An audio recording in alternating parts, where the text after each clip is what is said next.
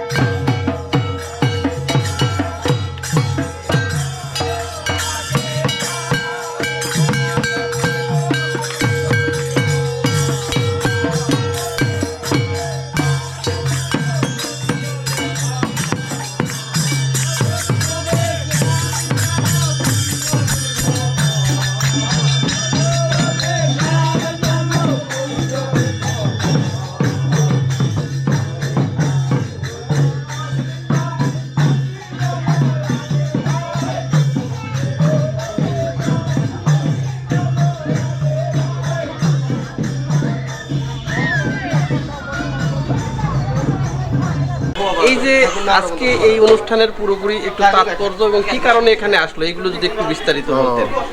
এটা হচ্ছে দোল পূর্ণিমা। আচ্ছা এটা ফাল্গুন মাসের চাঁদের যে পূর্ণিমা হয়, আচ্ছা কোনোবার ফাল্গুন মাসও পরে, কোনোবার চৈত্র মাসও পরে। হ্যাঁ এই দোল পূর্ণিমা উপলক্ষে হ্যাঁ এক সময় রাধা কৃষ্ণ তারা ওই হোলি খেলেছে, রং খেলেছে, হ্যাঁ হ্যাঁ হ্যাঁ ওই পিচকারি দিয়ে বা আবির ছিটিয়ে হ্যাঁ হ্যাঁ আবির সিটি বৃন্দাবনে। বৃন্দাবনে। হ্যাঁ, সেটাই ধারাবাহিকতাভাবে চলে আসছে। হ্যাঁ ওগুলা চলতেছে অন্য জায়গায়। অন্যান্য জায়গায়। হ্যাঁ। আর আমাদের হচ্ছে এখানে এই উপলক্ষে এই রাধাকৃষ্ণ তো আছে আমাদের, হ্যাঁ।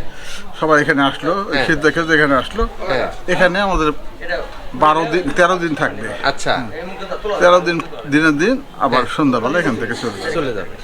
আচ্ছা তো এটা উপলক্ষে আজকের দিনের কি কি পরিকল্পনা ছিল আপনাদের, আনুষ্ঠানিকতা কি কি ছিল আজকে? আনুষ্ঠানিকতা তো মানে ওখানে কি মূল কি হলো ওখানে ওই মন্দিরে গোপীনাথ যে মন্দিরটা মূল মন্দির ওখানে কি হলো সকাল থেকে?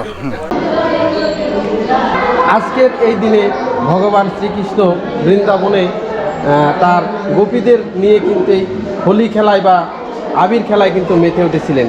সেই জন্য আজকের এই দিন হিন্দু ধর্মাবলম্বীদের কাছে কিন্তু ধর্মীয়ভাবে বিশেষ একটা তাৎপর্যপূর্ণ এবং ধর্মীয় ভাব গাম্ভীর্যে কিন্তু ভরা আজকের এই দিনটা। এই যে এটাই সেই জয়পুরহাটের আক্কেলপুরের সেই গোপীনাথ মন্দির। আজকে কিন্তু এখানে যে মন্দিরের যে বিগ্রহ ছিল গোপী বিগ্রহ, সেই বিগ্রহগুলো কিন্তু পাশের যে দোল যে মন্দির রয়েছে সেই দোল মন্দিরে কিন্তু নিয়ে যাওয়া হয়েছে।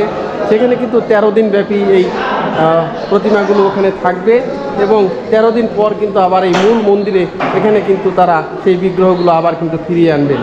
এটাই সেই জয়পুরহাটের ঐতিহ্যবাহী গোপীনাথ মন্দির। ওই মন্দিরে প্রতিদিন, হ্যাঁ আজকে বলে না, হ্যাঁ 20 কেজি চালে রান্না হয়, হ্যাঁ। ভাত ডাল তরকারি ওই সব নিরামিষ। আচ্ছা এটা জাতি ধর্ম নির্বিশেষে সব ধরনের লোক ওখানে খায়। আচ্ছা হ্যাঁ সকাল থেকে ওগুলাই হলো আচ্ছা ওখানে ওখানে, ওটা হওয়ার পর এখানে চলে আসলো। আচ্ছা কাল থেকে হবে এখানে আবার ও ওই অনুষ্ঠানটা সব এখানে এখানে হবে। ওখানে আমি তাড়াতাড়ি। আচ্ছা হ্যাঁ ওই যে পিছন দিকে রান্নার ঘর আছে, আচ্ছা হ্যাঁ এখানে খাওয়া দাওয়া এই মাটিতে বসেই হবে। আচ্ছা 12 দিনের জন্য, হ্যাঁ। একদিন তো চলে গেল। চলে গেল। আর এই যে দেখেন এখানে কিন্তু এই যে এই পাশে কিন্তু রান্না বান্নার করা হয়। এই যে নন্দিনী প্রিয়াজির আসন, নন্দিনী প্রিয়া ইনি হচ্ছে এই মন্দিরের প্রতিষ্ঠাতা। তাকেও কিন্তু এই পাশে কিন্তু এখানে পূজিত করা হয়। তাকেও কিন্তু সকাল সন্ধ্যা একটু বাতি প্রদীপ কিন্তু তার আত্মার প্রতি শ্রদ্ধা জানিয়ে কিন্তু তাকেও এখানে দেওয়া হয়। আর এই পাশে এটা কিন্তু রান্নাঘর। এখানে বলা হচ্ছে যদি তুমি হরিনামের আশ্রয় নিয়ে নিয়েছো তাহলে তুমি দেখতে পাবে এই জগতে আমি ছাড়া আর কেউ নাই, শ্রী ভগবান এই কথাগুলো বলতেছেন।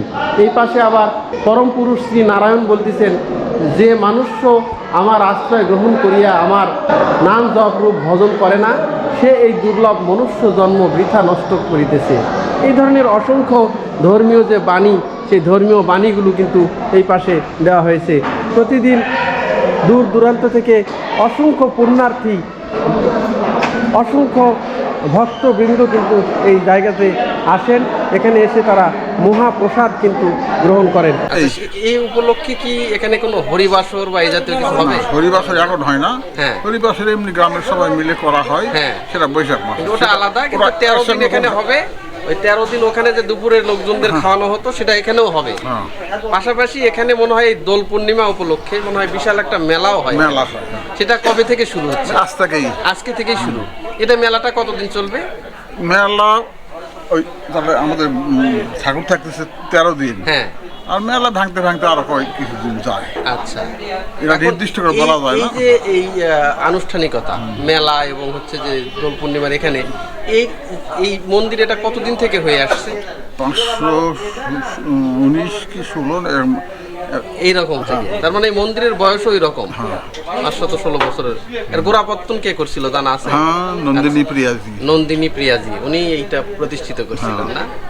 আচ্ছা বুঝতে পারছি। এখন এই যে এখন যে এখানে আসলো, এখন এই যে আপনি যে বিগ্রহগুলো বা প্রতিমাগুলো যে বাইরে সার করে রাখা হলো এগুলো এখন কি করবে? এখন আস্তে আস্তে একজন একজনকে তুলতে হবে। এটা উঠে ভিতরে একটু কাজ করতেছে। আচ্ছা, ওটা কি মন্দির এটা কি মন্দির? ওটা মূল মন্দির, ওটা মূল মন্দির। এটা দোল মন্দির। আচ্ছা, এটা দোলের মন্দির। সাইডে মন্দির দেখলেন না? হ্যাঁ হ্যাঁ হ্যাঁ, ওটা রাস মন্দির। রাস মন্দির। ও আচ্ছা আচ্ছা, রাসের সময় ওই মন্দির। হ্যাঁ, রাসের সময় এই মূর্তিগুলি আবার ওখানে যাচ্ছে, আবার দোলের সময় আবার এখানে আসতেছে। এই উপলক্ষে এই এলাকায় এখন একটা উৎসব মুখের পরিবেশ। আচ্ছা, এখানে আরেকটা জিনিস দেখতেছি, এখানে হিন্দু ধর্মাবলম্বীর পাশাপাশি মুসলিমরা অনেকে এসে মানত হ্যাঁ, করতেছে। এটা অজস্র অজস্র সব ধর্মের লোকই আসে এখানে এসে মানত করেন। মানত করে এবং সেটা দিয়ে যায়। হ্যাঁ, মানে এটা প্রবাদ বাক্য যে একটা মানুষ করে ডবল দেয় লাগবে। আচ্ছা আচ্ছা। একটা নারকেল মানুষা করলে দুটা নারকেল দেয় লাগবে, আচ্ছা। একটা বেল মানুষা করলে দুটা বেল। ও, এটা মানে বেশি দিতে হবে। হ্যাঁ। মানে কেউ যদি একটা মানত করে তার সেটা double দেয়। ডাবল দিতে হবে। ওটা হচ্ছে শ্রীকৃষ্ণ এবং রাধার হ্যাঁ, মহিমায় এগুলো হচ্ছে। এইগুলো হচ্ছে না? এটা ঐশ্বরিক ব্যাপার। এই এলাকার যত লোক আছে, হ্যাঁ সে হিন্দুই হোক আর মুসলমানই হোক, হ্যাঁ বৌদ্ধ খ্রিস্টান নাই দিকে, হ্যাঁ হ্যাঁ, এরা ওই জমির ফসল লাগালে প্রথম ফসল এখানে না দিয়ে বিক্রি করবে না বা খাবে না। আচ্ছা, গরু বাচ্চা হলে হ্যাঁ দুধ এখানে না দিয়ে হ্যাঁ। বাড়িতে খাবে না, বিক্রিও করবে না। তাই? হ্যাঁ, এই এলাকার এগুলা সবাই মানে বুঝতে পারছি। হ্যাঁ, ওরা সবাই ওর উদ্দেশ্যে, শ্রীকৃষ্ণের উদ্দেশ্যে সবাই অর্পণ করে সবকিছু। আর প্রথম এই স্টেটটা স্থাপনাই করে গেছে আলাউদ্দিন হোসেন শাহ বাদশাহ। আচ্ছা আচ্ছা, বুঝতে পারছি। উনি মানে মুসলিম। হোসেন শাহ। হ্যাঁ, তখন এই রাজ্যের হচ্ছে বাদশাহ বা যেটা ছিল উনি। গৌড়ে ওনার রাজধানী ছিল হ্যাঁ হ্যাঁ হ্যাঁ, সেই সময়। সেই সময় স্টেটের বাদশাহ ছিল অমুক। না, উনি এখানকার কেউ নয়। আচ্ছা, উনি এই অঞ্চলের এই খাজনা আদায় বা খাজনা এখানে আদায় কোনো করতেন। কাজে আসছিল। আচ্ছা। আসে এটা দেখে এখানে একটু সে জায়গাটা নয়, হ্যাঁ। এই পুরানাগর দিনাজপুর বলে একটা জায়গা আছে। আচ্ছা। তেমাথার মতো আঁকে দুটো হ্যাঁ মন্দির হ্যাঁ দিয়ে হ্যাঁ, গেছে। বুঝতে একটা জঙ্গল আছে, ওই জঙ্গলে ওখানে এই মন্দির বা এই বিগ্রহ পায়। পরবর্তীতে ওখানে লোকালয় নাই, মানে মানুষজনের চলাচল নাই, এই জন্য এখানে চলে আসছে। বুঝতে পারছি।